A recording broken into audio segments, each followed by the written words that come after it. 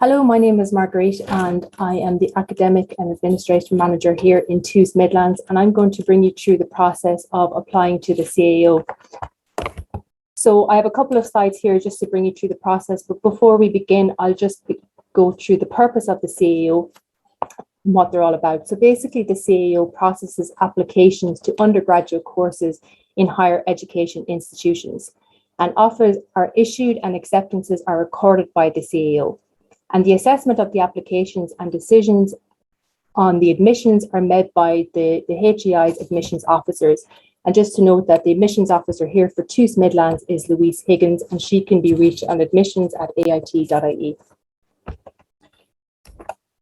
So just moving on to the next slide.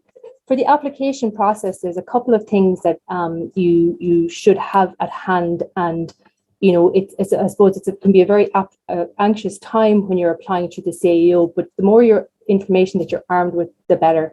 So there are a couple of things that you will need. First of all, you'll need the CAO handbook.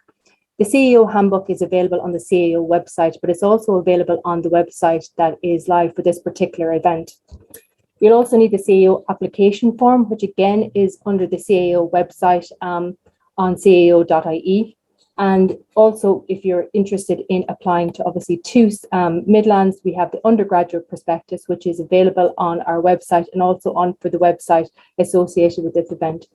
So having the CAO handbook and your undergraduate prospectus for 2022, that will arm you with information on the application process and also the courses that you're interested in applying for. So I suppose one of the things that we really need to, I suppose, call out is timely action. For the CAO, deadlines are important. They're strict and they're final. So you should note that the application deadline for the CAO is the 1st of February, and this deadline is strict and it is final. So all deadlines can be found on the CAO website under the important dates section of the site, but they can also be found in the inside cover of the CAO handbook. When you look at the CAO handbook on either the landing website for this particular event or on the CAO website, it's an interactive download that you can use. On the inside cover, it gives all of the important deadlines that you need to know for the CAO. On the CAO handbook as well, you'll refer to pages 38 and 39, which details the CAO courses for TUS Midlands. You will note on the CAO handbook as well that the TUS Midlands is still referred to Athlone Institute of Technology, but timely action is needed. So the 1st of February is the deadline. So just make sure that you keep that in mind when you're applying to the CAO. This deadline applies to regardless of what way that you're applying. So if you're applying through mature applicants, through restricted courses, through the here or there schemes, the 1st of deadline is the date that is required for all applications, and it's the 1st of February and it's 5 p.m. And again, consult with the CAO handbook for full details on this. You will note as well that on the CAO handbook, you'll have note of what courses are restricted, what courses that need to be referred to for mature applicants. So that's important to note. So when you're making an application on the CAO, you go onto the CAO website, and it's very easy to find. You just click on the apply section of the CAO website. It's very, very important that when you're applying to the CAO, make sure that you don't leave things till the last minute. Give yourself plenty of time to make sure that you can enter in all details very carefully and correctly. So carefully enter in your details such as your name, your address, your date of birth, your schools attended, your examination information, etc. So that's extremely important. So make sure that you inform CAO about all relevant qualifications and exemptions and select the relevant sections on the application form. So it's just really important that you take note, that you take your time, and that you enter in all of the details correctly, because if you leave things to the last minute, mistakes can be made. So give yourself plenty of time. So that's really important. So when you're making your application, what you're looking for is that all important CAO application number. So when you apply online, your application number will appear on screen and you will receive an email containing your CAO application number and the email verification code. I can't emphasize enough the importance of keeping an eye on your email when you're going through the CAO process. It's very important that you keep an eye, because all correspondence is done through email, and also on your relevant section on the CAO account. So it's very important that you keep that in mind.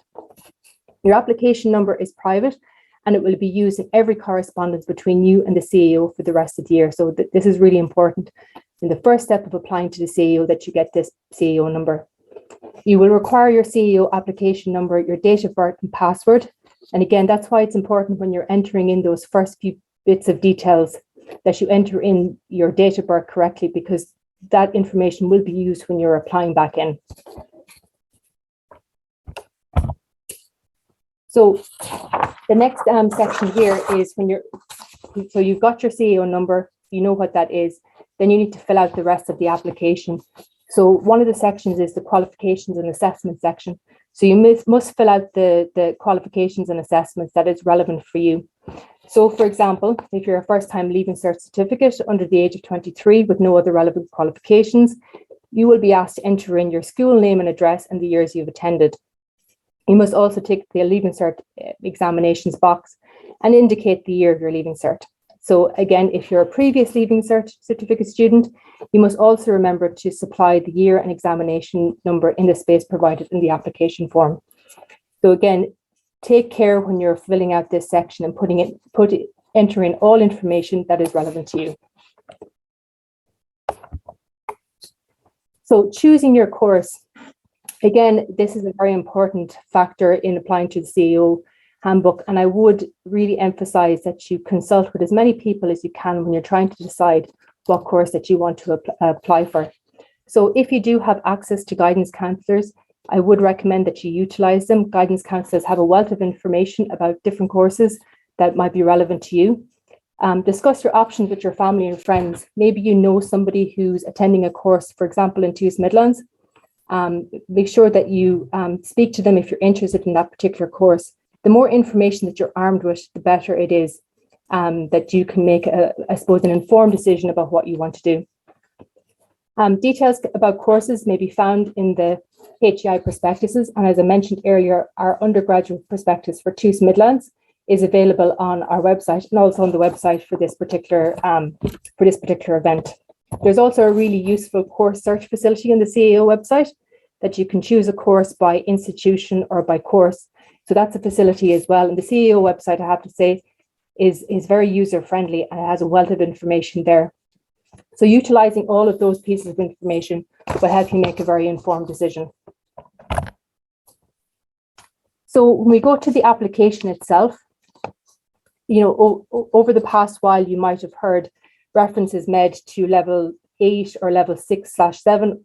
And if you happen to just go through a little bit of detail of what these basically mean.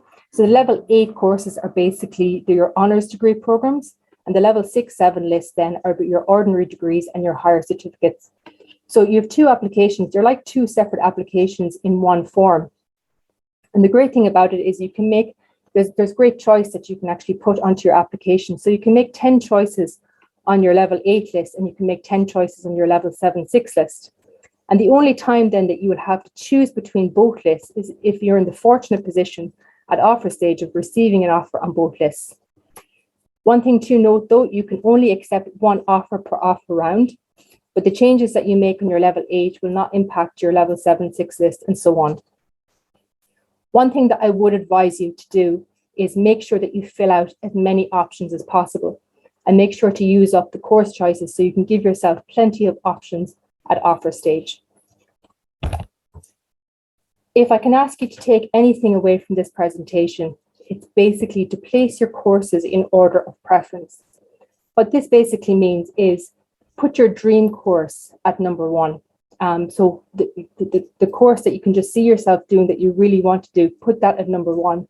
Place your second favorite course on the second list and write the way down on both lists till you get down to number 10. What I would say is please don't base your course choices based on the assumptions of what points you think that are going to be for that particular course or on your examination performance. List your course based on your genuine interest, and you will get the course highest in your list that you were deemed eligible for. That's something that's really important to note. There is an opportunity, I suppose, after the 1st of February, and it's a change of mind facility. So you can enter your courses that you've made, in your application. The application opened on the 5th of November. So you do have an opportunity to make changes to that, and you have until the 1st of February to change your courses. And then the facility to change the course then will open again in May, and it will close on the 1st of July at 5 p.m. Again, these deadlines are final, so you just have to make sure that you know these deadlines. And again, if you go to the CAO handbook, and on the inside page of that, it gives clear instruction of what all of these deadlines are. A lot of people use the change of mind facility. Over 60% of applicants would have used the change of mind facility last year. It is free and it is open to most of you. However, there are some restrictions. So make sure that you basically check the course that you're interested in. Make sure that you check on the CAO handbook to see if there's any restrictions in relation to change of mind. If you're a mature applicant, as an example, make sure to check if there is a change of mind. If you do have a change of mind, that you reach out to the admissions officer to make sure that there's no restrictions associated with that. And again, please do not leave your changes until the last minute. And this applies to all of your deadlines, obviously. So you have to take into consideration, what if you don't have access to the internet, or there's situations outside of your control. So make sure that you don't leave things until the last minute. That's really important, because as I said, deadlines are final and they're strict. Before the end of May, this is a very important email that you will receive. This is another thing that I'd like you to take away from this presentation as well, is you will receive a statement of application. So before the end of May, you will be sent a statement of application record. And the purpose of this is basically to instruct you to log in and verify that all your information has been recorded completely and correctly on your CAO account. So I would advise that you look out for this email. And there's a note here that if you do not receive an email by the 1st of June, you need to contact the CAO immediately. So this is a really important section of this presentation today. The statement of application record, it's really important. When you receive it, you need to make sure that all your exam numbers are correct. Do not assume that they are. So for example, if you need to reach out to the State Examinations Commission, as an example, to find out what your exam numbers were, if you're doing your Leaving Cert, make sure that you do. Make sure that all exams are mentioned, all exemptions are listed, and make sure that all the courses in your application are shown in the correct order. So again, a very, very important email that you need to look out for. And again, to highlight the importance of keeping an eye on your email throughout the whole application process.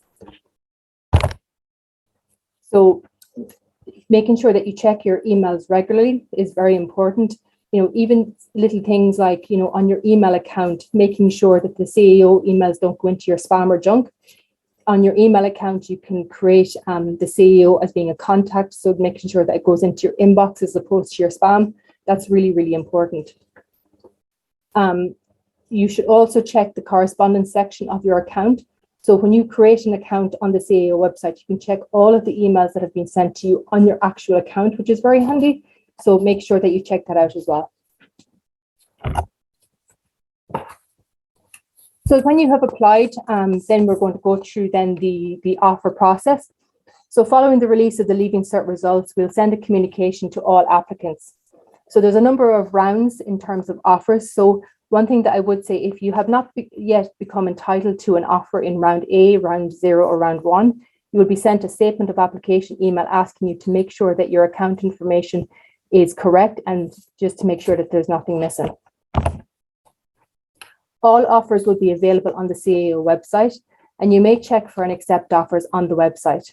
So if you are entitled to an offer, you will be sent details of that offer via email. And you may receive more than one email, especially if you receive an offer off both your list level 8 or level 7/6. You'll also receive a SMS text message if you have selected this option. So again, there's plenty of ways for the CAO to contact you. And you should check to make sure that all of your CAO account information is correct and there's no errors or omissions. Really important, there can be no delays at offer acceptance stage. So make sure that when you receive your offer that you check what the closing date is for acceptance and you make sure that you adhere to that. Again, they're very strict on this, so you need to make sure that you accept your offers at the appropriate time. So then we look at the place allocation. So the level 8 courses, and we'll just look at the level 8 courses for now. It's the same on the level 7/6 courses. The applicant and the placing of courses in genuine order will become very apparent in the following slides. So basically your place application, when the examination results are released, the Leaving Cert examination results are released, the computer checks each applicant's result. And for each course the applicant has applied for, the computer first determines if the applicant has the minimum entry requirements for the course. So this is a useful slide, and I'll just go through the bottom line because that's important. The minimum entry requirements and the point score equals the position on order of merit. That's really important. So when you're looking at the courses and when you're looking through the prospectus, make sure that not only that you have the points, but also that you qualify for the minimum requirements as well. So that's really important. And then for the place allocation, then the admissions officer basically decides how many places are to be offered on each course. And then the CEO makes the offers on each course based on the number of applicants on that course, starting with the applicant with the highest points and working down until all of the offers have been offered. Should some applicants decline to accept their offer, these places then become available on the previous rounds. So they will be offered to the next applicant in the order of merit list. And this process basically continues until all of the eligible applicants on the order of merit list have been offered. Again, just want to emphasize again, please make sure that you place your courses in genuine order. I can't emphasize this enough, and you will be, if you're entitled to an offer, you will be offered the place of your highest preference that you're entitled to. So there's useful, frequently asked questions on the CAO website. Again, the CAO website is a very useful tool to make sure that you use it to your disposal. And they have a frequently asked questions page. So a lot of the queries that come in can be answered on this. So make sure that you utilize that resource if you have a question. Again, other useful resources, the CAO handbook, which I mentioned. There's an important dates section, again, which is available on the CAO handbook, and visit applicants and the demonstrations as well. So finally, just remember to read all documents and instructions. Most applicants to follow the simple instructions from the CAO will get on just fine. And if you're unclear about anything, you can send a query on the CAO website. And of course, you can reach out to our admissions officer here in TUS Midlands. That's everything for me. Thank you very much.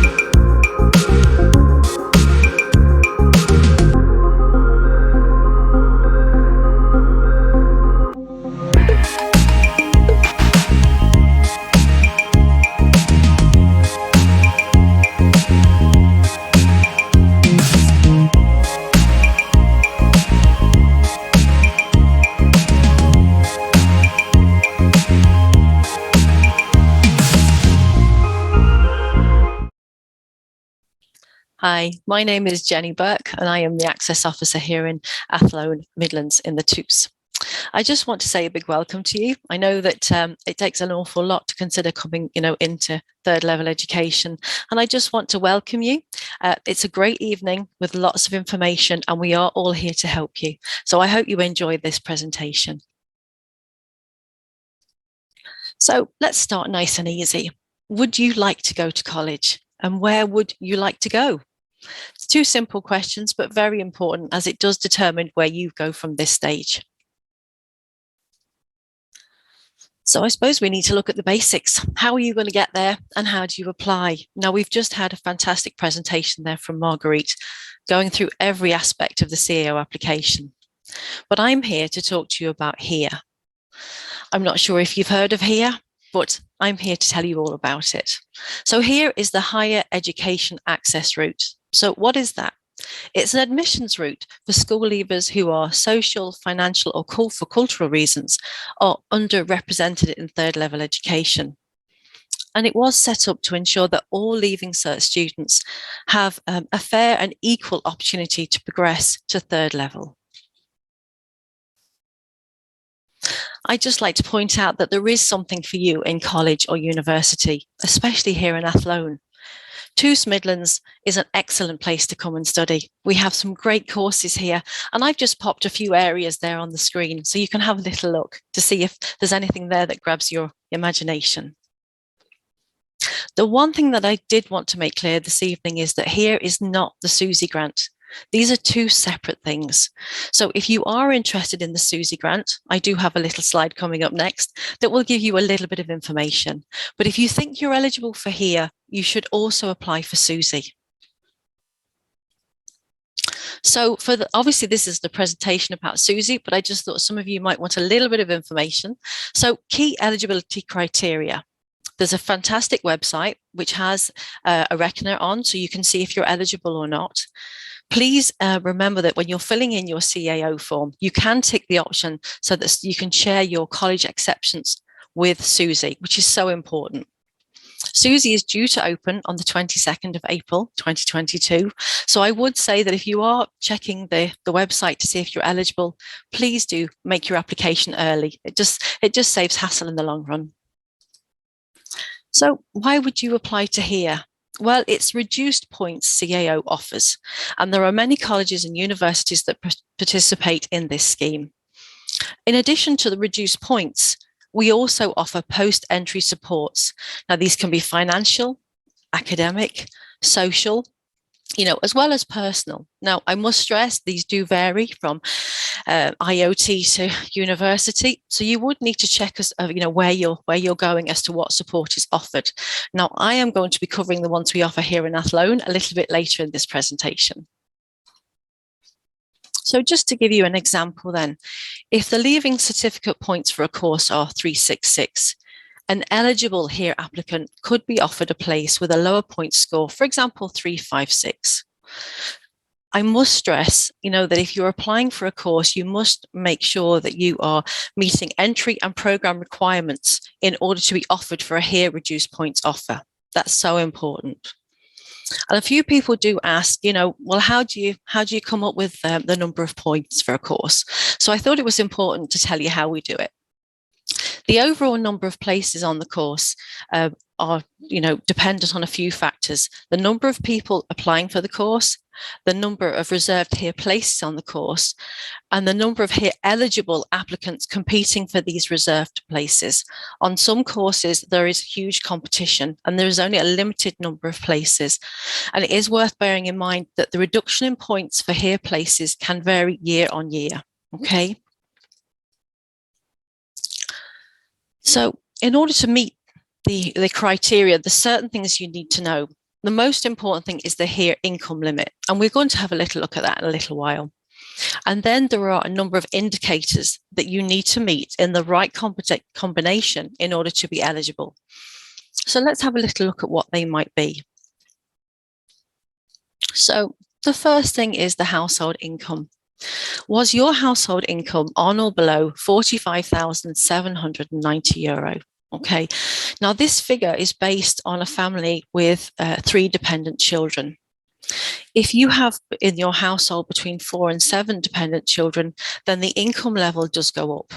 And you can find full details on this on the accesscollege.ie website. And don't worry, you don't need to write that down. I'll be giving you that later on. So we're going to go through indicators 2 to 6.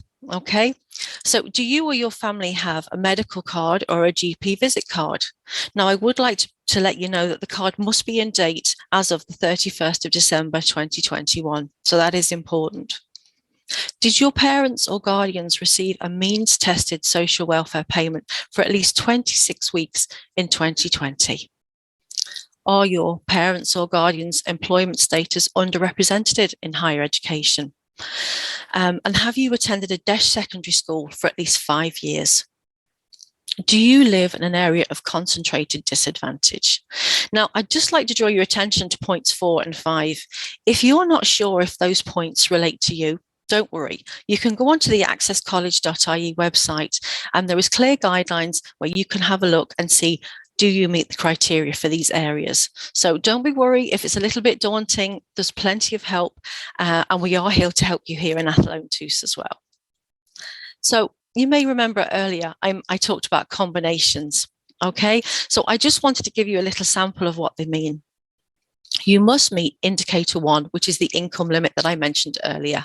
And then in addition to that, there are a number of correct combinations which are for a minimum of 2 other indicators that you must meet to be eligible. Now, this is really, really important because not everybody is going to meet these criteria. So I've just popped a little box there for you so that you can see. Number 1, obviously, was the income we looked at earlier on. Number 2 is the medical or the GP visit card. Number 3 is the means tested social welfare payment. And then we go on to number 4, which was the socio-economic group. And number 5 was the DESH school attendance for 5 years. And number 6, the area profile. So you can see that they are quite specific with these indicators. You must meet them in that order in order to be eligible. And that is just so important. If you're anyway unsure, there is complete guidelines on the Access College website. And they're very easy to look at. And there is also a very helpful video that tells you how to look at these as well. So in addition to the video that I've just mentioned, there's a great little guide on the Access College website that shows you step by step how to do a HERE application, which is so handy. I know that you've got so much information coming at you at the moment. You've got to think about the CAO, and then you're thinking about Susie, and this is just something else that you have to think about. So anything you can do to make it easier for yourself, please look at the videos on any of the websites you're looking at to give yourself a bit of help. So the first things first, you need to apply to CAO. And once you have that, when you start to make your application, it will ask you on the CAO application, do you want to apply to HERE? So it's so important that you tick that box because you have to be in it to win it. So the application for HERE, okay, you have to have it fully completed online by the 1st of March. That is so important. What I would say to you is, obviously, I know CAO is closing on the 1st of February, that the deadlines for HERE are just as strict as for the CAO website. And as my colleague Marguerite said earlier, they are very strict on their deadlines. So please make a note on your phone, in your calendar, or somewhere, anywhere. Don't miss out on this, and don't leave it till the last minute. For a HERE application, you will be asked to give supporting documentation. Now, I am going to go through that in my further slides, but I just want to make it clear again for the deadline. You do need to have everything submitted to the CAO in Galway by the 15th of March, okay? Now, this is posted in, so you need to bear that in mind when you're asking for your documentation. Now, this might seem a bit, simple to put on a slide, but it's so important. You're going to need to get documentation from your parents or your guardians, and it's so important to get them involved in the process. So please don't forget about mum or dad, bring them into the whole situation, go through it with you. Now, how do you know what documents you need? Okay, so HERE have made it very, very simple. As in, when you've made your application, they will actually give you a checklist, okay, at the end of your application. So the checklist will tell you exactly what documents you need to fully complete your HERE application. You should start gathering your documentation together in a timely fashion. Please don't leave it until the last minute. It's very, very hard to try and get documents out of revenue or social welfare, and then to find out that there's actually a 6 weeks waiting list. You don't want that. Now, a sample of supporting documentations here are a statement of liability or a self-assessment if you're self-employed. You may need documents from social welfare. Make sure they're signed and stamped, please, otherwise they will be deemed ineligible and they won't enable you to apply. There's a few other points there for redundancy and retirement. The one thing I want to make clear, if you're a child in the care of the state, we will need a letter from TUS. Okay. Just a few little helpful tips. Read the HERE handbook. It really just will help you. Make sure that you request your documentation good and early. Don't leave it till the last minute. Okay. The other thing I want to make sure is that you read your checklist. In particular, the documentation that you have to submit. Keep your proof of postage, very, very important, and keep to the deadline. So do not leave things till the last minute. This is one thing I wanted to let you know. It's so important that the reason that most students were ineligible for this year, or for last year, sorry, for HERE, was because they sent the wrong documents from revenue. Something so simple, but it suddenly had a person that was eligible being deemed ineligible. So please read your checklists. That's what I'll say to you. Now, here in Athlone, what can we do for you? Well, here in Athlone, we offer advice on financial support, such as the Student Assistance Fund, the 1916 Bursary, and SUSI. One important fact I want to make is that we do have dedicated one-to-one support for HERE students. And coming into the third level, it's such a huge change for you. We appreciate that. We know how overwhelming it can be.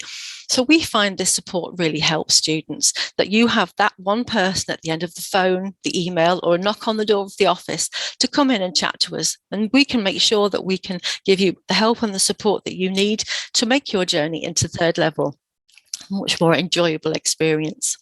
We do have supports in the way of academic tutors. We have excellent experts in the areas of maths, IT, science, and academic writing. You can either have a one-to-one tutorial with them, or if there's a group of your classmates, you can get together and you can go for extra tuition.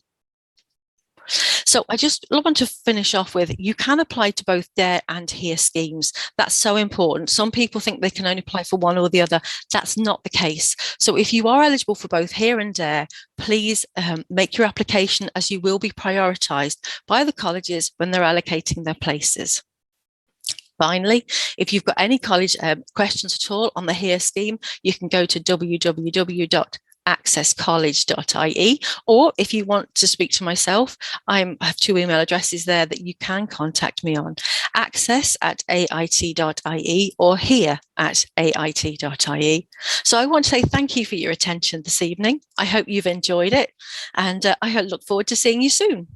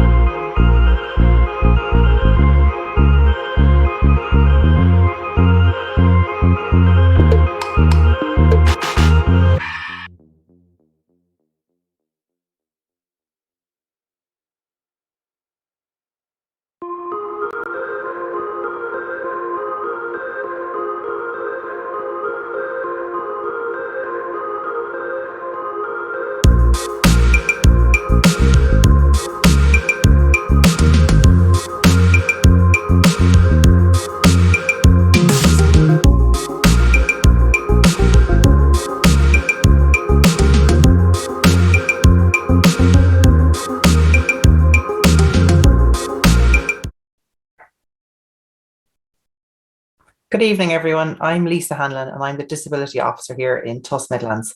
So this is an ideal presentation, the DARE one, to come straight after Jenny's one in here, because there can be a little bit of crossover in the details of the two. And as Jenny mentioned, students who qualify for HARE often qualify for DARE as well. So you can apply for both, as Jenny mentioned in her presentation.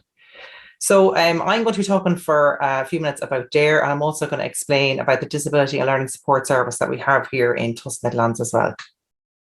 So what is DARE? So in case you don't know, DARE is an alternative admissions scheme for school leavers whose disability has had a negative impact on them on their education and second level. So through DARE, you'd have a reduced points places for school leavers who, as a result of their disability, had additional educational challenges in secondary school. So who can apply?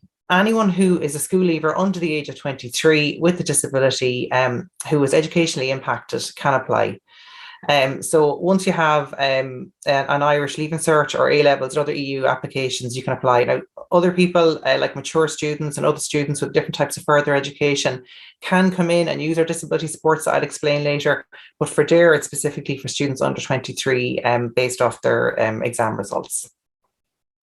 So how do I apply? I won't read through all the detail on this slide because it's quite similar to the deadlines that you would have heard Marguerite mention earlier on for CAO and that Jenny mentioned as well for DARE. So there, again, like they said, there's very strict deadlines, big important ones there for the 1st of February, and then that you take that you're going to apply to DARE by answering yes on question 1 by the 1st of March. So again, very important, as was mentioned by the speakers, that you keep an eye on those dates, because if you miss them, you miss them. So they are very important, very strict. So how can you be eligible for DARE? So you meet 2 criteria, and that would make you eligible for DARE. So if you can show how your disability impacted on you in school and impacted your learning, that is one part of it. And the other part then is showing evidence of your disability. So I'll go over those a little bit now as well. So this will be ways that your education might have been impacted. It might be describing and outlining some of the interventions that you received when you were in school and special supports that you might have got. It might have impacted on your attendance due to appointments that you had to attend or due to illness where you missed school. It might have affected your school experience and how you got on in school, your ability to, make friends and feel included in school. It might have impacted on your results of your exams and any other educational impact at all. You include that in your statement. And then there is specific things for people with specific learning difficulties where they might talk about how it impacted specifically more on their numeracy and literacy skills. And then under evidence of disability, you have to prove, your diagnosis. So this can be with the report that you might have done, or if there's a particular form that can be filled out as well.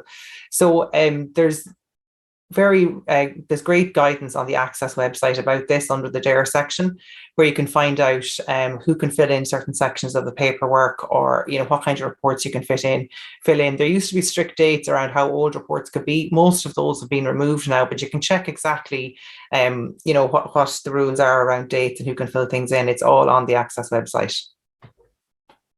So if you go to the accesscollege.ie website and go in through DARE, that's where you'll find all that detail there. There's really good FAQs and there's really good videos as well explaining how the whole process works. It's really easy to use, and it's very, very helpful. So I definitely would check that out for any information that you want to know about DARE. So if you get in through AIT and even through TUS Midlands, even if you don't get in through DARE, any student who's eligible can use these supports when they're in college with us. So again, you would register with us, you would email us at disability@ait.ie, or you can come in person to our offices on the D card on the campus. You would complete a needs assessment and upload your documents. So similar documents that are used for applying for DARE. It's proof of your disability. And then we will contact you to arrange a one-to-one meeting to see what you need. So in that needs assessment meeting, we would talk about what supports you had in school. A lot of the time, if whatever it is that you needed in school to help you get through your exams, you would be offered those similar supports in college. And we would use technology a lot as well. So we will go through all that with you and offer you any training that you need in those. And then you would submit your supporting documentation. There's different types of paperwork that you sign off, and it's a great chance just to meet the staff in person, the members of the team from the disability team, and we put your plan in place that's individualised to you and to your needs. And that plan can change throughout your 4 years in college. What you might need in first year might be different to what you might need in third year and fourth year. So it can be a growing and changing document that changes with you, based on how your needs change and how your course might challenge you or not.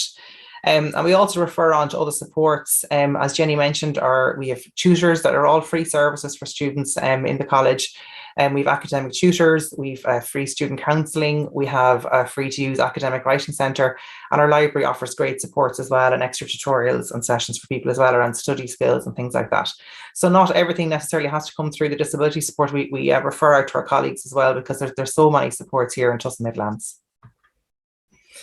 Another thing that students find really useful as well is our examination supports. A lot of them would be very similar to ones that you would have used in your Leaving Cert, and then there's other ones as well.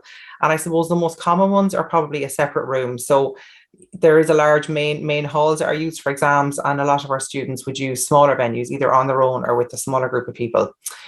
We also have technology for use for reading your papers out to you, or human readers and scribes. Some people use coloured examination papers. We have spelling waivers, which we call marking guidelines, and some people qualify for extra time as well. So whatever people need to be able to get through their exams and not be hampered in any way by their disability or diagnosis, we put those things in place for your exams. As I mentioned before, we use a lot of technology as well. So we have assistive technology, things where you can record your lectures, use of laptops, and we can supply people with laptops. We have literacy support software as well. If you like mind maps, we special software for that as well. And there's lots of other ones as well in relation to visual impairment or hard of hearing that could be new to some people. We have fantastic facilities for our students. We also have an assistive technology suite. It's on the main campus, and it's a room that anyone who's registered with our service has access to for the whole time that they're in college. There's specialised workstations there with loads of technology. All the PCs have use of all the software that I mentioned previously. People can scan books and print in there and use it as a really kind of chilled out and quiet space to study as well. So it's great. We have fantastic technology and across the campus, but in this specialised room available to people also. So that's all the information I have on our disability supports. If there's anything in particular about Access, as I said, the Access College website is the main place that would have the information there and all their FAQs. If it's more to do with actually accessing the disability supports in TUS Midlands, you can contact the disability at AIT email, or you can email me directly, lhanlon@ait.ie either. And just if you have any queries at all to do with your application to DARE or with the supports that are available here on the campus, you can do that at any time. Enjoy the rest of the evening.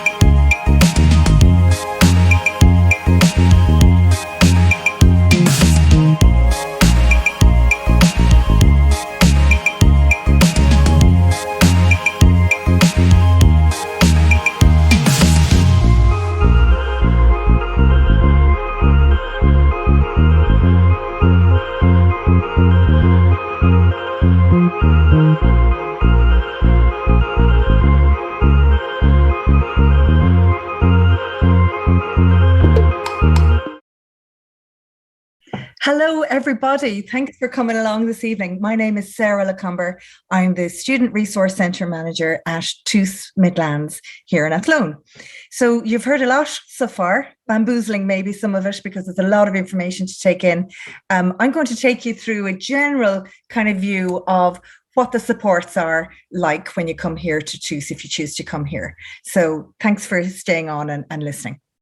I would like to say that, look, it is an exciting time. It can be an apprehensive time. You might be feeling a little bit of anxiety around, will I make the right choice? Am I going to make friends? What's it going to be like? Do I have enough money? And what I want to emphasize to you is that we're here to help you find your feet. There's a little picture there, if you can see it in the background, it's of a big statue with scaffolding around it.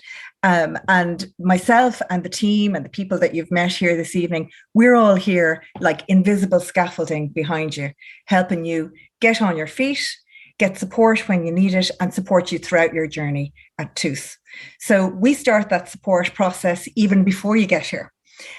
We have a really robust program around first year induction. So as new people, when you come in the door, we run through all the basics that you need to know. And we don't try to inundate you with information because it's a lot to take in initially. So all of this stuff is supplemented online and the information is there for you if and when you need it. We then follow up with an 8-week transition to college program.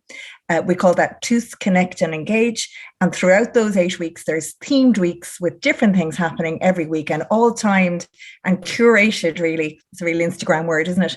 Curated to suit you and suit your needs. So we're asking students constantly, what would you need to know and when do you need to know it? And we have students helping us and advising us on that process. And throughout that time, we also have ambassadors who you can engage with online.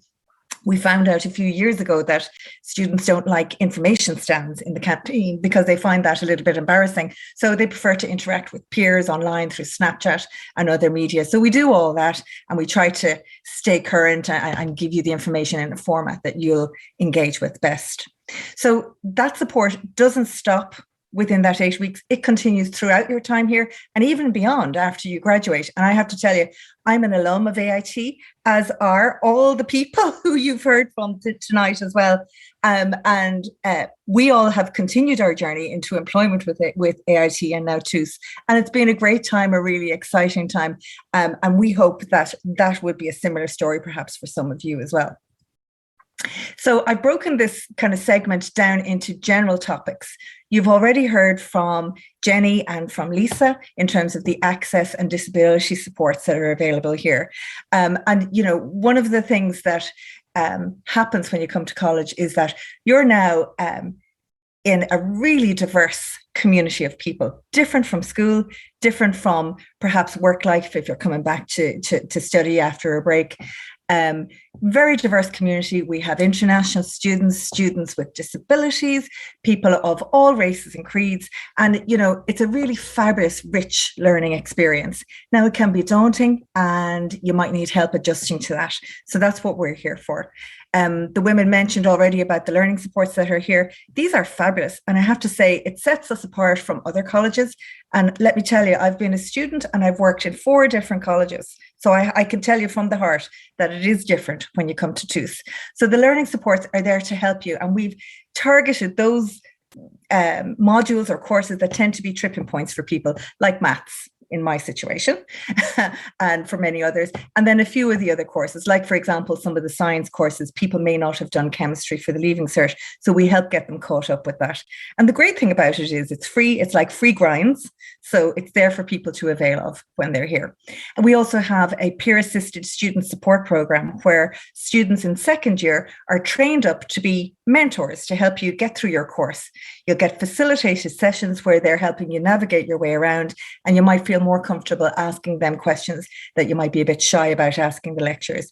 But having said that, the lecturers and everybody here, very much a community, will help you. The lecturers are here to help you. No one wants you to fail, and you'll find that everybody is really supportive, really approachable. It's a very much a community-based atmosphere. And then we, of course, have fabulous online resources The library is wonderful.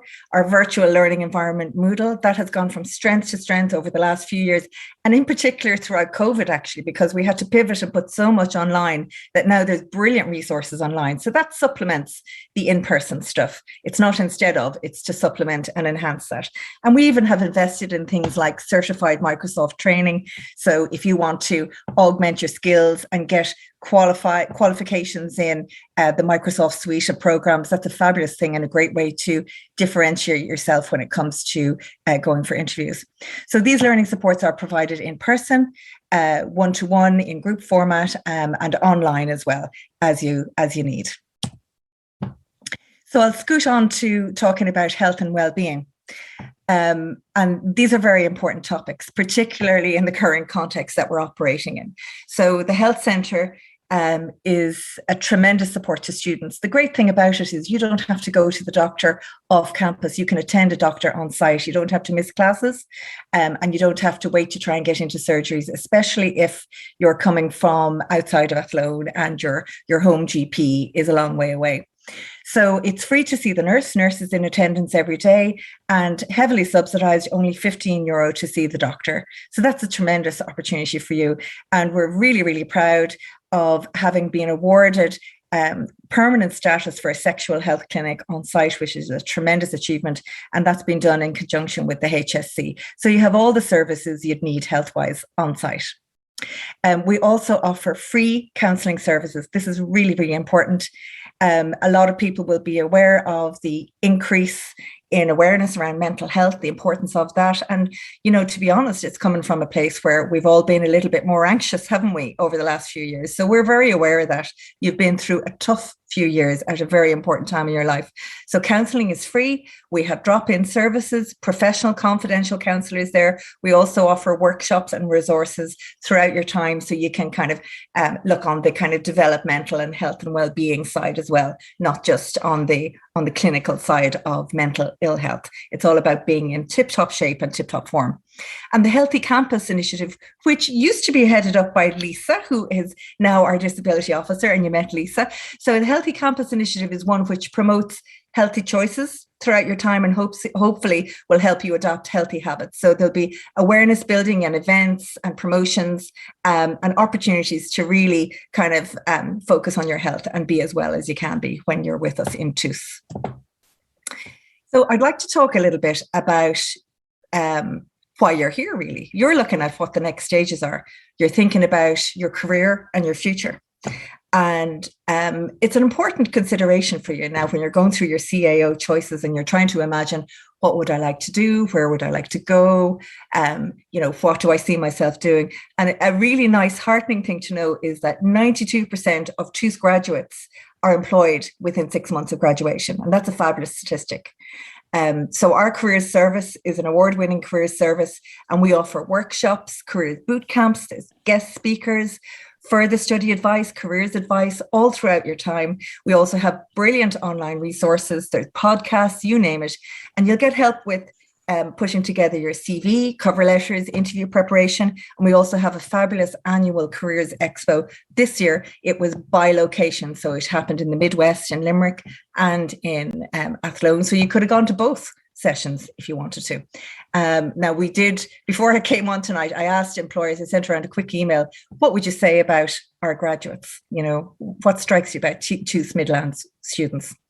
And we see Donna from Enterprise Rent-A-Car has said that TUS Midlands students fit into our company so well, their personalities and attitude fit and complement our company's culture. Well, that's a really nice thing to hear. Another one from Sinead, who's part of the Jemison graduate recruitment team. The TUS students are extremely proactive and always willing to learn and work as part of our team. That's really important. And that's what employers are looking for now. They're looking for those kinds of skill sets. And I have it here on this slide. We took part in a national survey with career guidance officers throughout the country, and also with employers, those who are employing graduates out of the gate. And they're looking for a mix of technical ability, but also the softer skills like teamwork, working well with others, leadership, commercial awareness. And these are all the skills that you get when you come to TUS. So as you consider your next step, What I would advise to you, and this is both at a personal level and also coming from the TUS side of things, research your options, get yourself informed. This is the time to do it now before you get under too much pressure for study for the Leaving Cert. Ask people, talk to neighbours, your family, your friends, and ask questions. People are so willing to help. And don't do what I did back in the day. This is before the internet, where I chose to do psychology because I thought it sounded cool and I liked horoscopes. Now, luckily, everything worked out very well for me. And I got into the right area for me. It worked well. But, do make informed choices where you can, and reach out, talk to your career guidance counsellors, your teachers, your neighbours, as I say, and talk to us as well. Read through all the information that you can get your hands on. A great website is the Grad Ireland website as well, which shows you about careers and where things are trending to. But, coming to third level, it's not just about the study or about the course even specifically. It's about the new cultural experiences, the new friends you'll make, the skills and opportunities along the way, broadening your horizons, getting involved in clubs and societies. And you'll find that if you choose to come here to TUS, that we're a very vibrant and welcoming community. And it is definitely a place where you will meet your friends for life. I had a couple of notes from earlier when my colleagues were talking, and there's a lot of facts to take in. There's a lot of information to familiarize yourself with. But at the end of the day, it will be a bit of a leap of faith. You'll have an instinct around it. You'll go for your dream job. You'll put your choices there. Take the opportunity to change your mind if you need to through the CAO. But I would ask you to imagine, what is my life going to be like at the age of 27, at the age of 37, at the age of 47? What do I see myself doing? Where would I see myself working? And think of your choices in those terms, in real life terms. And ask other people around you. Ask parents and guardians, they tend to know you very well. Ask siblings, if you have siblings as well, to bounce ideas off. And of course, your friends. So I'm going to finish with this little slide. This is a picture of some former students. I do have their permission to share their photo. And these are students who met again after a number of years. I think it was something like an 8-year reunion or whatever. And they got straight into their pajamas. You can see them there. And they would say that the friends that they made in TUS, or AIT as it was at the time, are their friends for life. So this is a place where you will find your community is here to be your friend for life. And we look forward to getting to know you both throughout your time here and beyond. Thank you.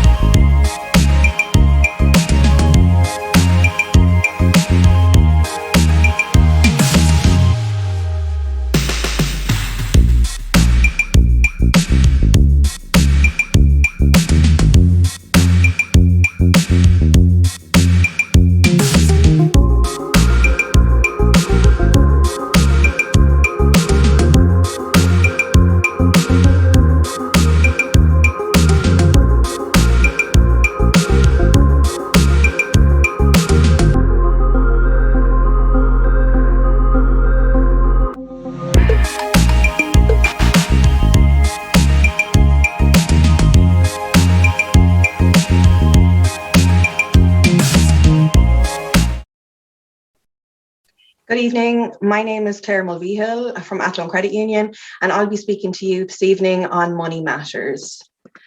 So nearly half of college students in Ireland say that they struggle to afford living expenses. A survey by the Irish League of Credit Unions and youth website spunout.ie discovered that nearly half of students say that they struggle to afford their living expenses, and 88% say they worried about money, with over 40% stressing about money all the time. Finding and keeping a job, travel expenses and paying rent, as well as college fees and books, were some of the biggest financial concerns for students. So in response to these findings, the Credit Union and spunout.ie have launched a series called Money on Your Mind. And this is a content series on spunout.ie that covers the main financial concerns of our 18 to 25-year-olds.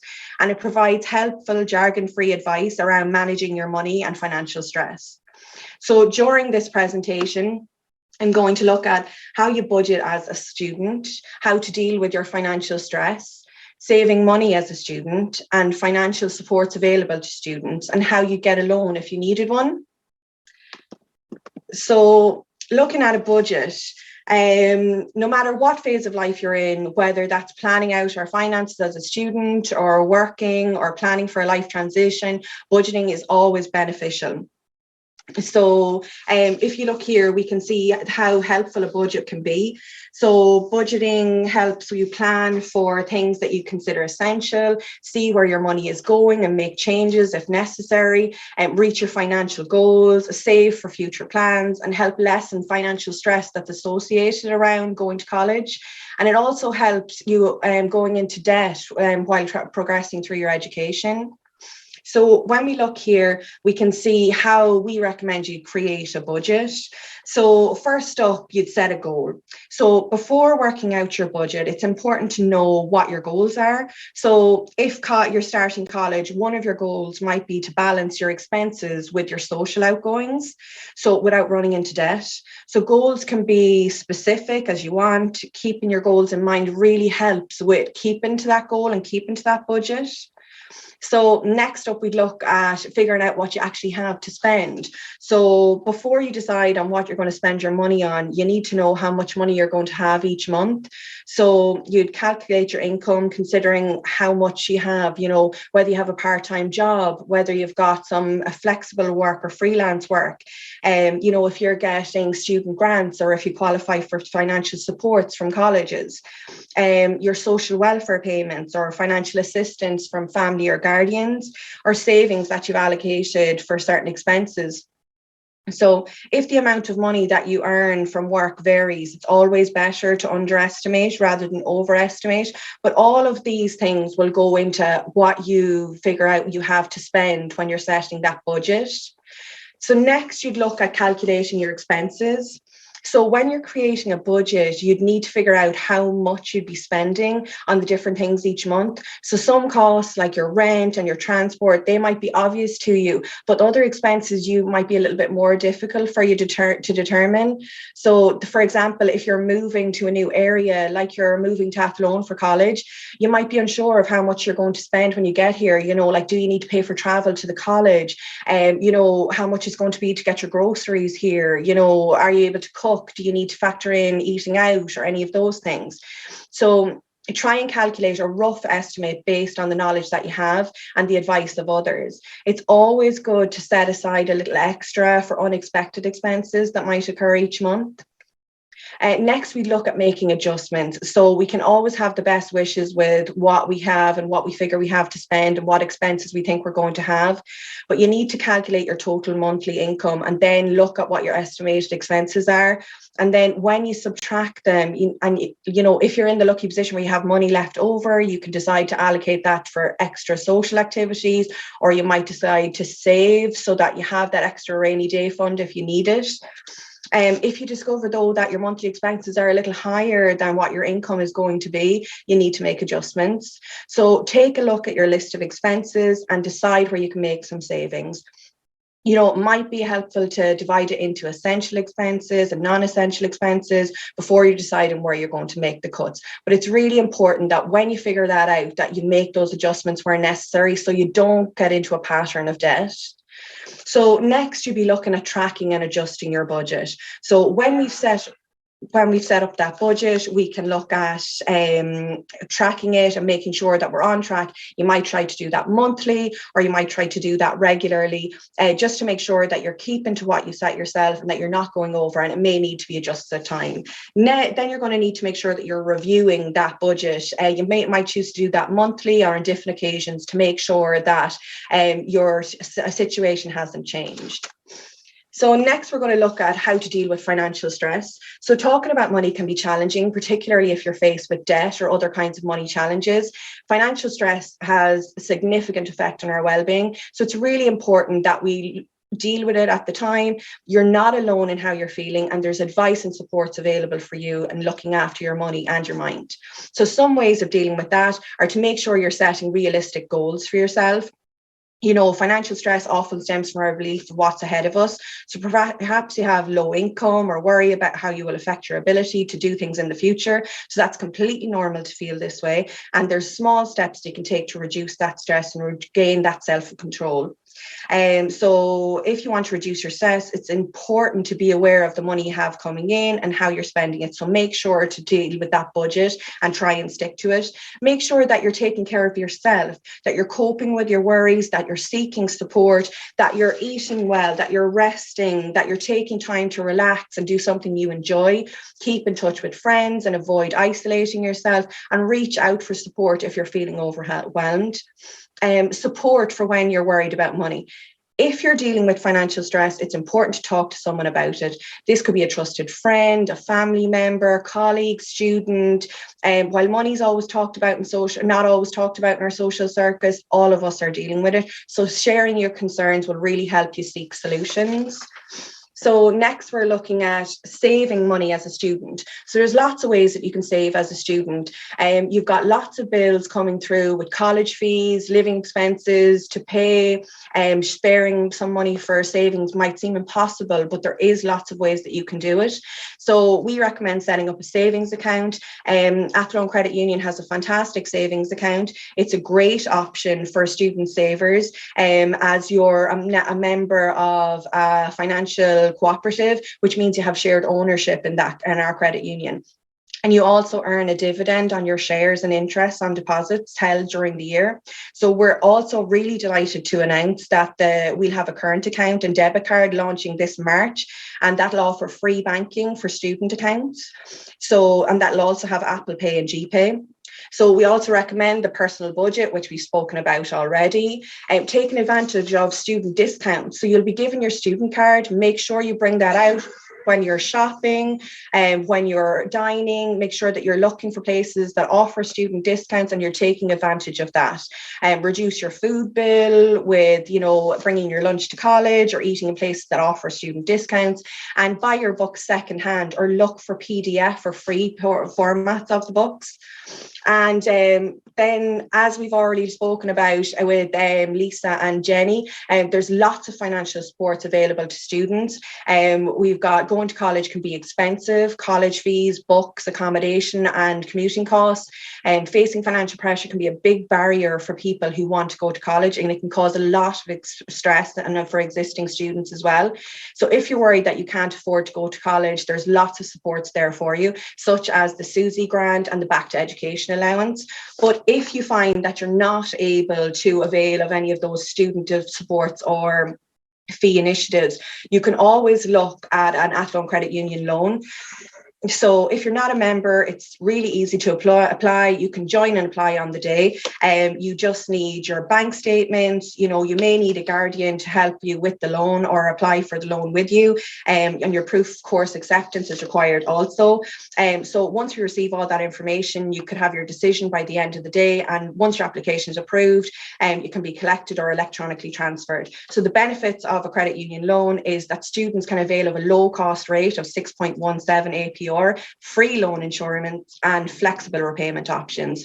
So with Athlone Credit Union, you can manage your account and loan online from our CAO app and website, giving you 24/7, 365 access to your account and no need to attend the branch.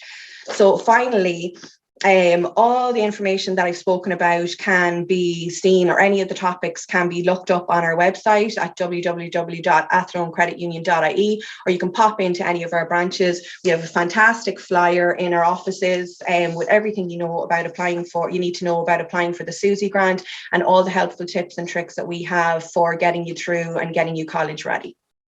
Thank you.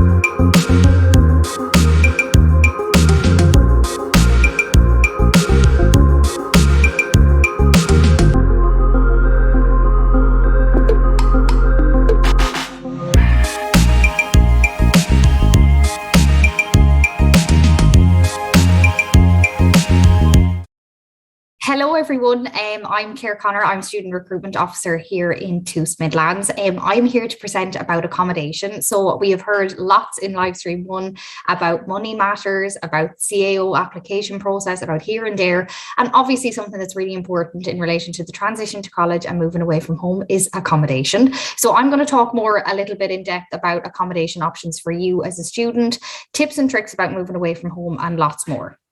So our first slide here, as you can see, is in relation to accommodation itself and the prices, okay?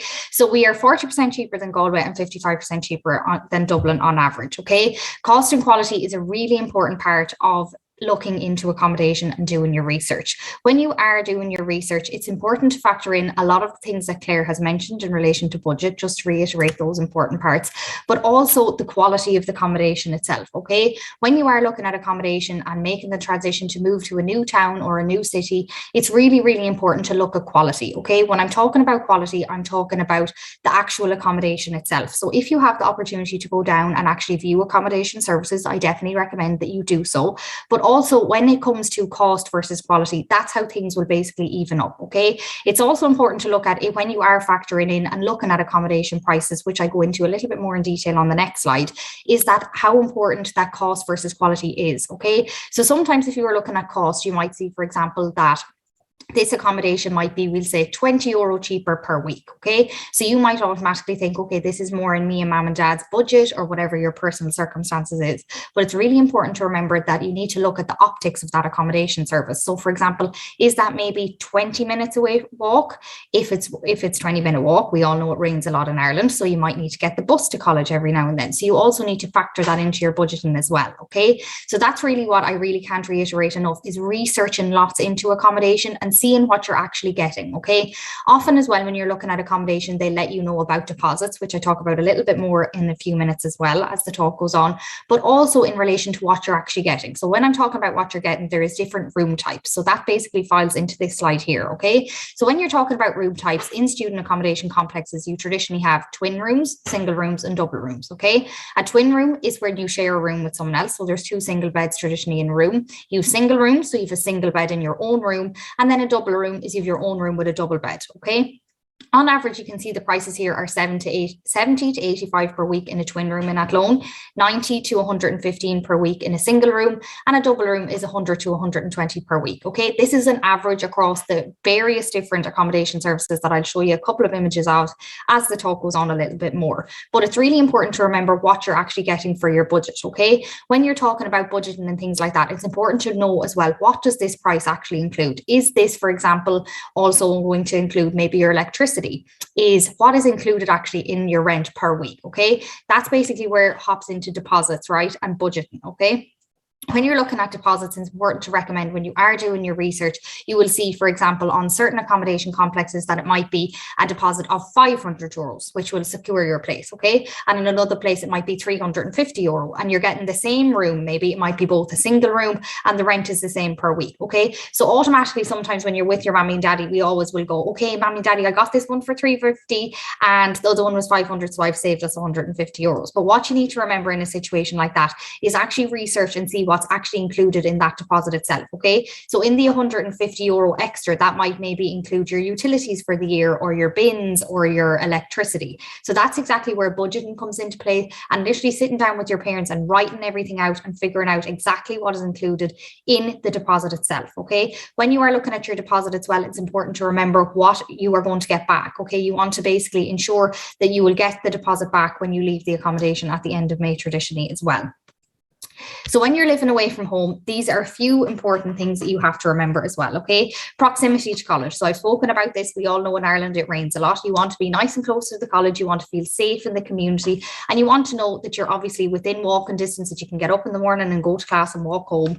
Also utility costs. So this is, for example, your electricity, your heating. Again, type of heating is the next point. So type of heating, is it electrics? Is it oil? Do you have to pay for oil every couple of months? What is the optics, okay? Next is the proximity to shops and supermarkets. We also need to be able to eat. So you need to do your food shopping. Is it near to Lidl? Is it near to Aldi? Do you have to get a bus to the shops? This is another thing that you then factor into your budget every week, alongside obviously the price of your food shopping as well. Cooking facilities, again, something that's really important is the itinerary of what's available to you within the student accommodation complex itself. So is, for example, your pots and pans there? Are your plates there? Are your cutlery? These are all things that you also have to factor in when you're doing your research. What's actually available to you? Is there a cooker? Is there a microwave? Is there an air fryer? All of these things that we use on an everyday basis that we maybe mightn't think of when we're doing our research, but really are so important to you as a student, obviously making that transition, okay? Next is the public transportation costs. So for example, if you are traveling from, we'll say, Leitrim, and you're coming to Athlone, so you have to obviously maybe get a bus down. Then you might, for example, where does the bus leave you? So does the bus leave you near your accommodation complex? Does it leave you at the college and then you can walk from the bus stop? Do you have to maybe get the bus to the train station and then get the bus from the train station out to your accommodation complex? Do you have to get a taxi? All of these kind of things are things that you have to factor in when you're actually doing your accommodation research as well. And obviously, last but not in any way least is the length of your lease itself. So is for example, your lease a year? Is it 9 months? Is it an academic semester? All of these things are things you have to factor in as well. And obviously, when you are a student, you will notice, for example, you maybe have work placement. So in a student accommodation complex, you can often maybe actually rent an apartment or a room traditionally for 1 semester. So if you're on placement in semester 2 and you know maybe you're going to do your placement at home, you do have the option, for example, to just sign up for maybe a semester 1 or a semester 2 lease as well, okay? Next is evidently just a general overview. So we know that going to college traditionally means it's the first big step for anybody in your life. It's the first time you're going to move away from home. It's the first time fleeing the nest. You're leaving your mommy and your daddy, and you might be anxious about it. So it's really important to do research and know that, for example, in your heart and soul, that you are happy to do this and happy to move away from home and feel safe in that, okay? So just to give you an idea about accommodation in Athlone, we are traditionally, most of the student accommodation complexes are directly across the road, but most of them are within a 15-minute walk, okay, of both the Midlands campus and Athlone town. So most of the accommodation complexes are right across the road, but also we're only about a 10, maybe 12-minute walk to town itself. So you can do your shopping and things like that in town, but also Lidl is just down the road as well. And obviously it's really important to remember that each accommodation complex is actually fully furnished and equipped with all the necessities. So that's what I'm talking about, your pots and your pans and your plates and your cutlery, which is things that we often maybe forget about when it comes to moving away from home, but are also really important for you guys as well, okay? Just to kind of finish up, I'm just going to give you some examples of different student accommodation complexes that are available within the Midlands campus, okay? So if you want any information, you can find this on our website, obviously, but also this is a couple of ideas of places you could live. So Creoga is the first one, okay? That's on the top right-hand side. We also have our Buckley apartments on the bottom left-hand side. We have the Glenawan Village, student village is what we call it. We have also the Wellmount student village. We also have Heatherview Court, and we also have Gate Lodge. Okay, so all of these are basically all within about a 7-minute walk to the college. The furthest one away is Wellmount, and it's about 7 minutes. So if you're not into the walk, maybe go for Glenawan, because that's only a stone's throw away. But if you want any information or to find out any pricing, as I spoke about on average a couple of minutes ago in the room types, all of this information is all enlisted on their websites itself.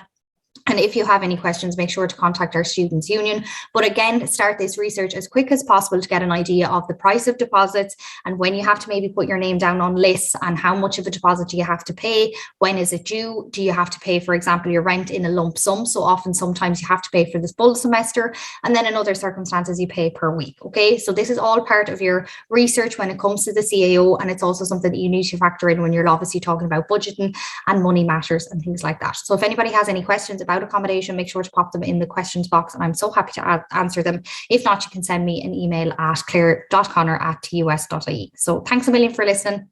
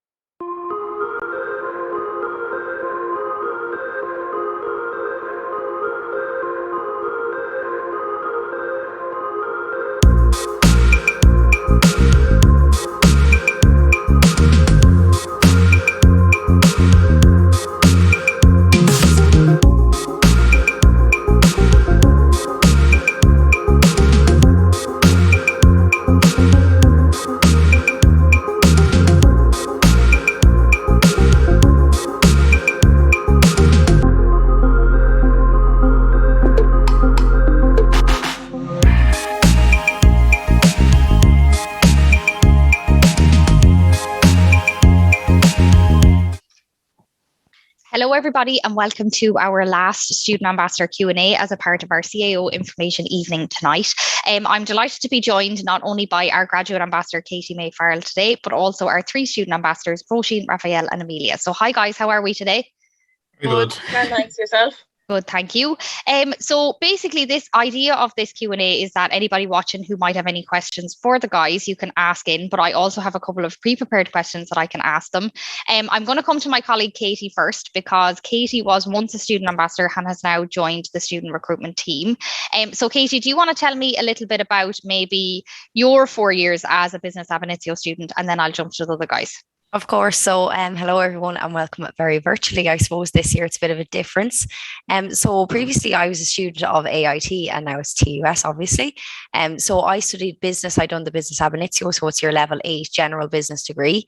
And I was a student ambassador for 3 years. So the student ambassador program is a really nice asset that we have here for the students in TUS Midlands campus. So basically what it meant was that when I was a student, I could join the team. I could go to my school when we were doing a school visit there. We got to be involved in lots of fun and exciting, I suppose, events back then.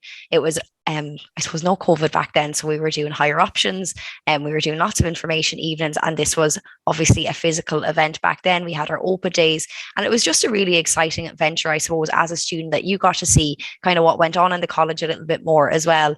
And it was just really brilliant that you could help people, because when I was in that situation and I was a 6th year student, it was a bit daunting going to college, because you're kind of going, okay, well, when I get there, what do I do? And I suppose the guys can tell you that as well. It's really nice to know that when you're at after helping someone and you're after guiding them. I know personally, Raphael, for our open day, he done a lot of tours. He's an engineering student, and you could see them really engaging, that they were going, okay, you know what you're talking about. You've been here. And that was something that I absolutely loved when I was an ambassador. And the graduate role is just kind of a follow on. It's an extra year after you're finished your 3 years as an ambassador. And so I done the full 3 years. You can do it in second, third, and fourth year. As a first year student, you're not eligible. So the graduate role is a follow on from that. So now I get to go to the schools and I get to do a presentation. So I hope some people on the other side of this computer maybe have seen me, or we've been in your school, myself, Claire, or other colleague Kyle. So I'm sure you've seen one of our faces recently, either physically or virtually. And it is just a follow on. We're here now, and it's just a bit of a different role, I suppose, with TUS now being, I suppose, established and set up when it was AIT. So we're very proud of our TU, and I'm very proud to work here.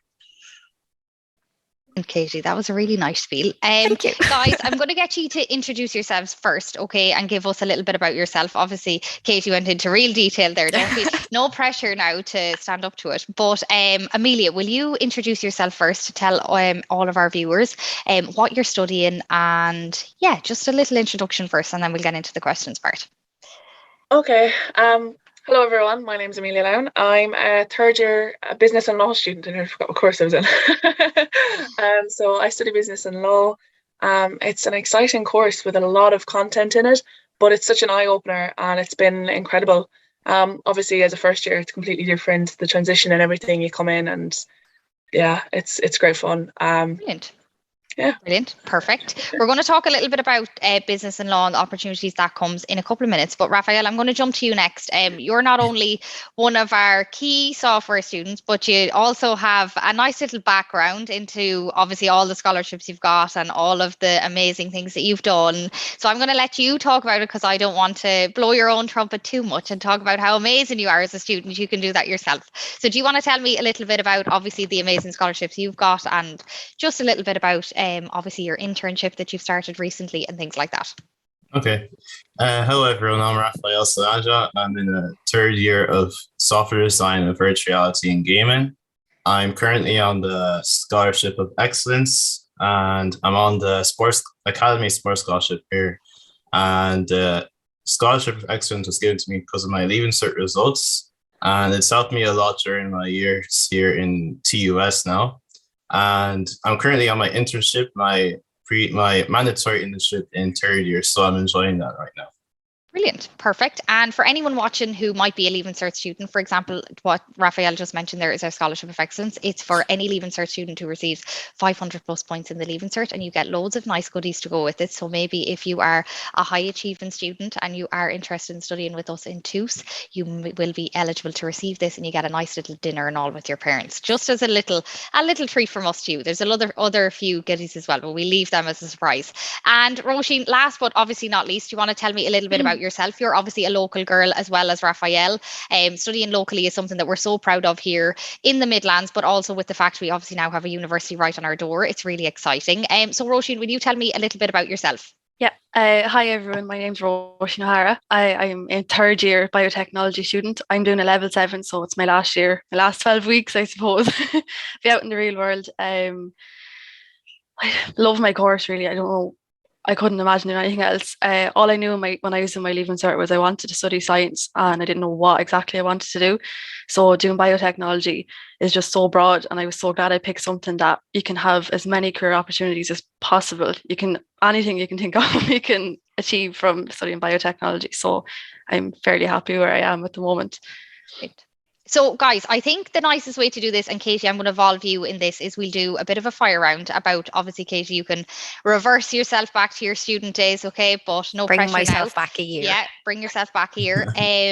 So tell me your most embarrassing moment in AIT formerly and now TUS, Amelia.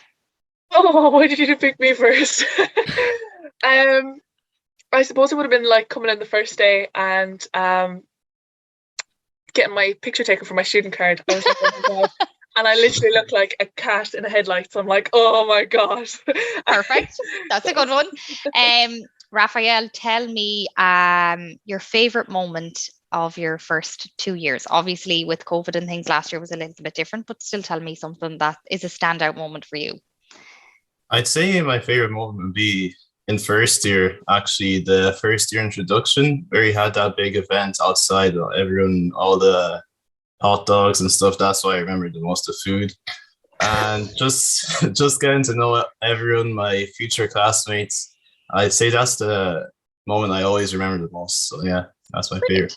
Roisin, you always tell me funny stories about your time and things that you've done. Come on, hit me with something funny that's happened. You told me something funny about that we did at our photo shoot for the ambassadors. So tell me, come on, you have to let the viewers know.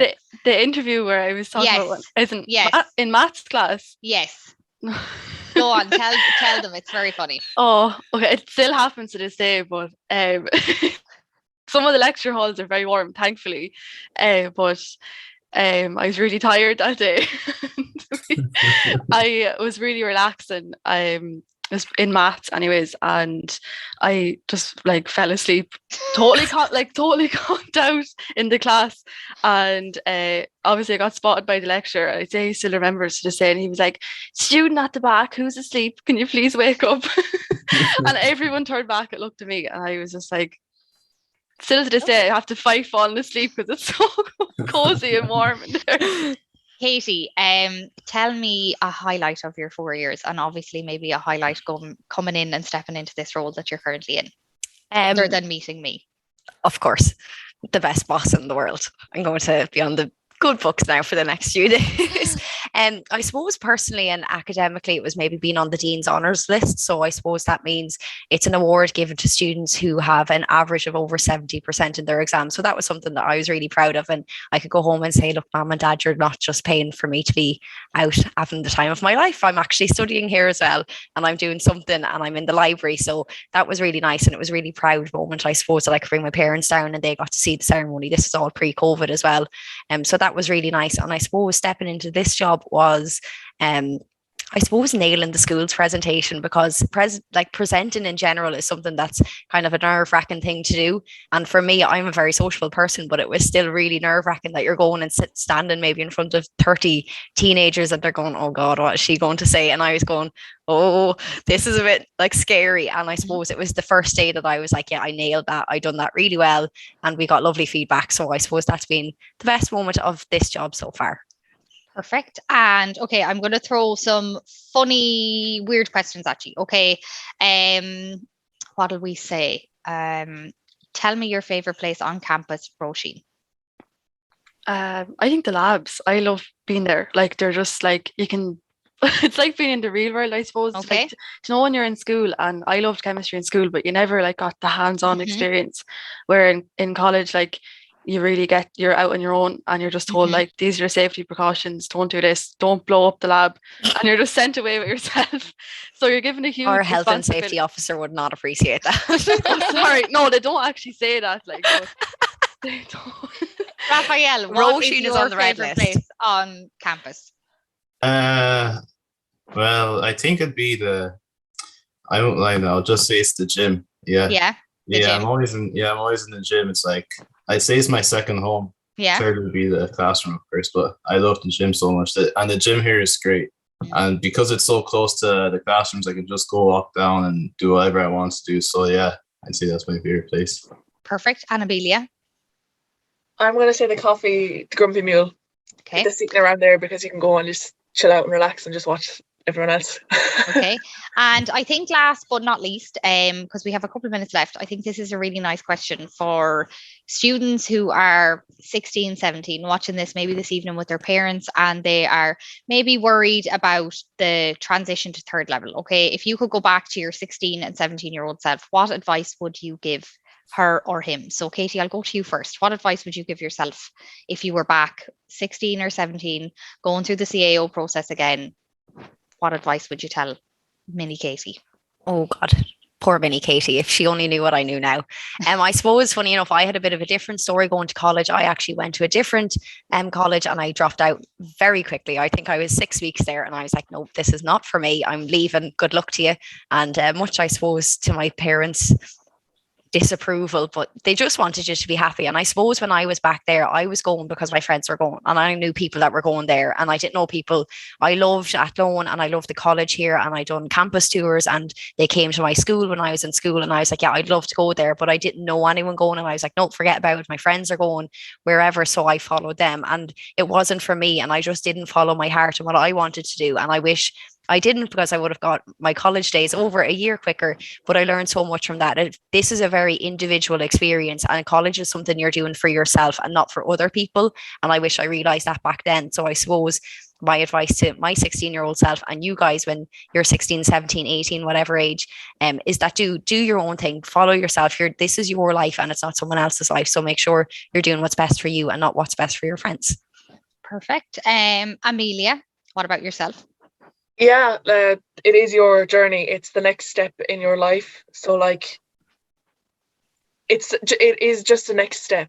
So like, it's not the be all and end all. Mm-hmm. So you don't stress yourself out too much, but think it through. Mm-hmm. Don't just pick the first thing that comes to your mind. Actually look into it and see. Research. Yes. Yeah, definitely. Look into the nitty gritty of things. Don't just be like, oh, I like that course. No, you don't. You don't know enough about it. Look into modules. Look into what it's about. Do you have a work placement? Do we have industry partners? All of these things are really important for you as a student while you're doing your research. Raphael, do you want to hit me with some advice? Yeah, just like building up on what the Katie and Amelia said, just be calm, don't stress out, and like follow your heart. Basically, don't follow what everyone else is doing, and just be sure that like what you're going to do is what you love and you won't regret it. And that's the most important. Once you follow your heart, you're bound to make the right choice. Yeah. And Roisin, last but not least. Yeah, I'm kind of the same as what Amelia and Raphael were saying, follow your dreams. And my thing is, don't be afraid. Like, I kind of didn't have many friends, and I went into AIT or TUS now. AIT at the time. At the time, yeah. I went in by myself and I was so scared, and I was like, how am I going to make friends? And I made the best friends ever. Before I even realized, you don't even realize you're making friends. So you're friends for life, straight away. Yeah, not to even worry, like follow your dreams. Definitely. Well, basically, I think we're going to finish up there. I'm going to give a little bit of a spiel in relation to thanking everybody for attending this evening's event, firstly. It's lovely to get to meet people virtually. It's lovely to hear from our student ambassadors from the comfort of their own homes, but also it's great opportunity for you as a viewer is that this platform is actually live for you guys for the whole of the CAO application over the next 6 months. So all the way up until the 1st of July, any of our viewers or anybody back watching this can actually view it. Get any information, get contact details. There's a contact us button on the site itself where you can touch base with myself, with my team, Katie or Kyle. But also the whole point of this event is to open your eyes into who we are. So we are obviously a new technological university. We are a new university with our partners in the Midwest. Obviously partnering up is an amazing opportunity for you guys listening in tonight, but also knowing that you're attending a new university is amazing as well. It's so exciting. Having a university in the Midlands is something, obviously been from the Midlands myself, it's something to be very proud of, but also really exciting. And I think that there is so many options for you right on your doorstep if you're from the Midlands or if you're traveling. So if you do have any questions or any queries or want to find out more about what TUS is or what does this mean for you, please do reach out and find out. I know that a lot of the times people maybe question what is a technological university and want to find out more about this amazing opportunity and what we're talking about and what does a university in the Midlands mean. And we're so happy to talk about it. Myself and Katie go to schools all the time, and Kyle, and we just love talking about how exciting it is, and it is exciting for you guys. So if anyone does have any questions, please feel free to reach out to us. There's a contact us button on the website. But I want to thank everybody for joining us on both Livestream 1 and Livestream 2. We were joined by faculty, we were joined by student supports, we were joined by Money Matters. It was a really an amazing event, and thanks everybody for joining us, and we hope you all stay safe and mind yourselves over the next couple of weeks with everything that's going on, and thank you all for joining us.